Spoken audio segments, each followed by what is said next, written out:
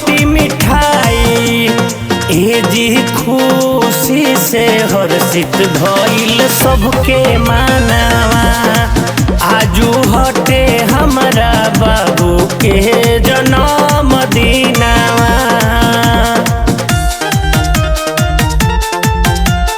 बबुआ के हो जन्म दिनवा।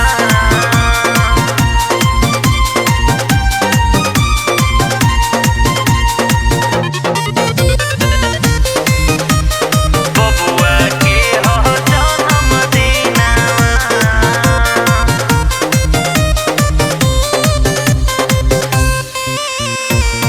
खुशी में डीजे बाजे जुटल बड़ुए सभे आजे। ढोलक अउरी नगाड़ा बाजे। खुशी में डीजे बाजे जुटल बड़ुए सभे आजे। खूबे मनावल जाता पार्टी होता नाच देहाती। बाबू के पापा लुटावस रुपैया आचर पे लौंडा नचावेली मैया। बाबू के पापा लुटावस रुपैया आचर पे लौंडा नचावेली मैया। ए जी बबुआ के मामी फुआ लुटावस खजाना। हतया जो हमारा बबुआ के हो जन्म दिनवा। बबुआ के हो जन्म दिनवा।